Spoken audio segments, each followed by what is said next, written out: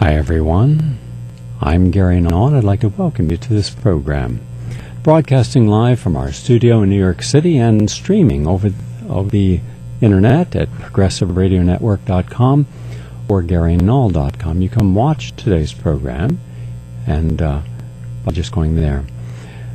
We're going to break our program up into 4 sections today. The first section, of course, will be, as we always do, giving the latest cutting-edge information on health and healing innovations and the quality of life issues. I'll bring you up to date on the Arctic will be ice-free in the near future. What does that mean for us?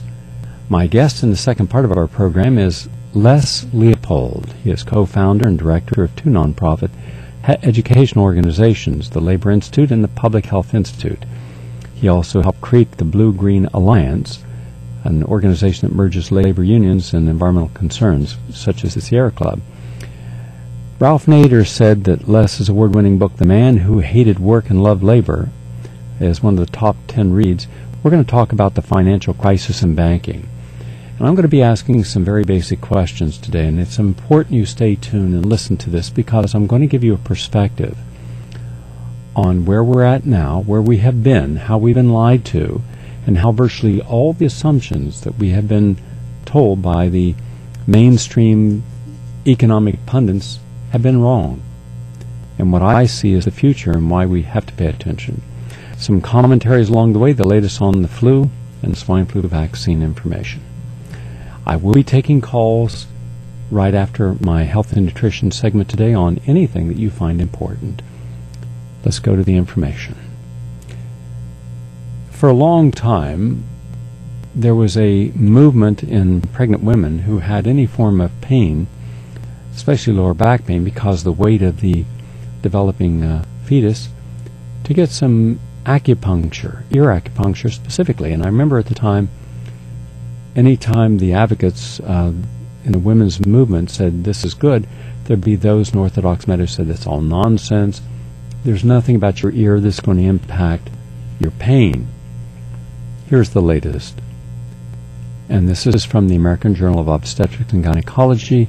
This was research done by Dr. Wang at Yale School of Medicine in New Haven. Quote, ear acupuncture curbs back pain in pregnant women. Guess the Chinese had this right for the last 5,000 years. We're just now learning something. A special acupuncture technique can help ease lower back pain and relieve pelvic pain in pregnant women. And in this study, women who had pressure needles held in place with tape at 3 acupuncture points in their ears were less likely to experience pain, and that's important. Now, you've all heard about resveratrol. That's what you get when you eat grapes or drink grape juice or, to a lesser extent, drink wine. This is the latest in this. This is from the peer-reviewed journal Endocrinology. They're reporting that resveratrol acts on the brain to lower insulin.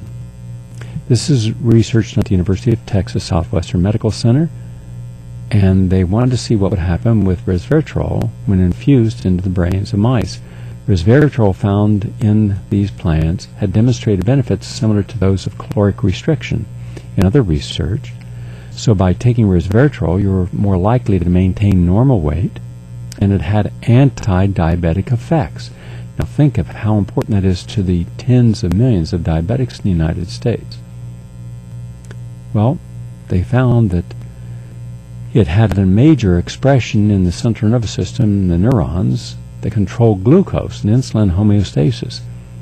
And quote, our study shows that the brain plays an important role in mediating resveratrol's anti-diabetic actions, and it does so independent of changes in food intake and body weight.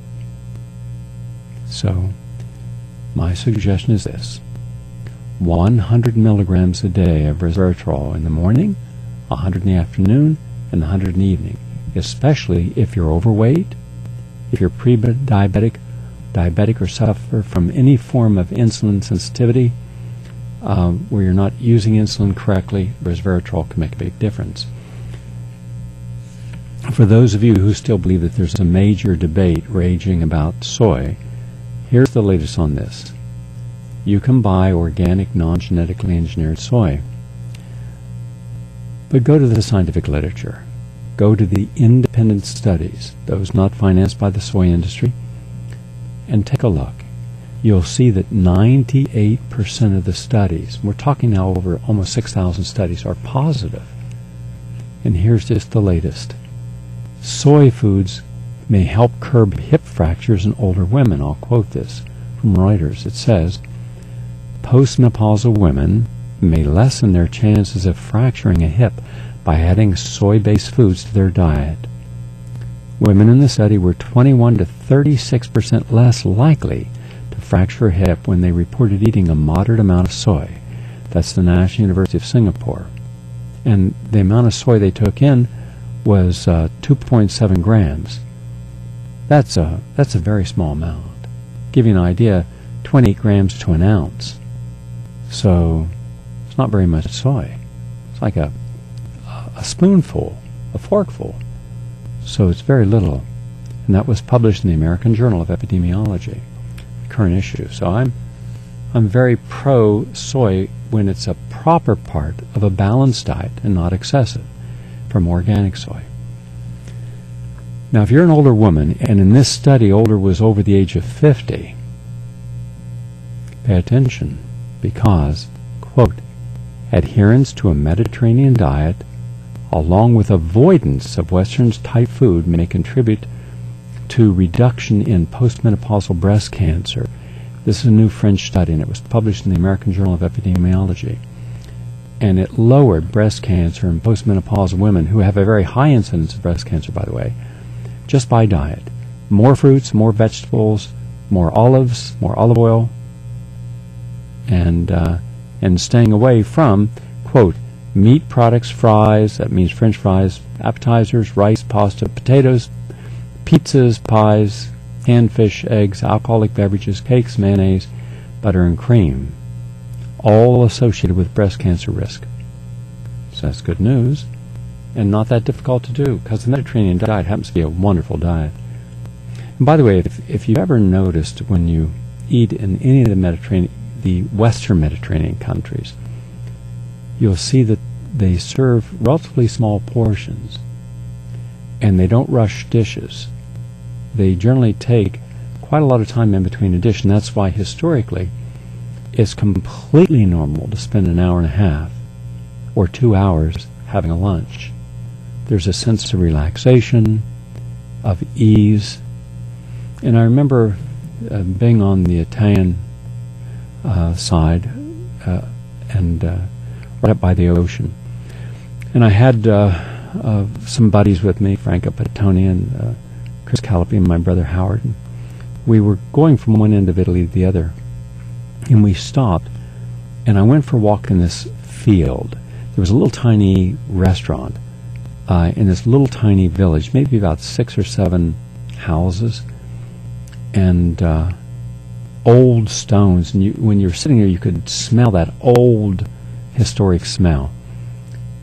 And I asked the woman, how old is this? She said, oh, we know it's at least 600 years old. And I'm thinking, wow, sitting in a building that's 600 years old. But then in Germany, I was in a farm that was over 800 years old.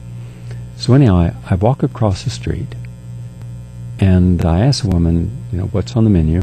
And she said, whatever we have fresh that day, that's what's in the menu. So it really wasn't a menu. It was just, here's what we have. And we said, well, we're all vegetarians. She said, not a problem. So she made a great whole meal. But she said, take your time. Here we don't rush. We said, fine. We're in no rush. So while they were all sitting around talking,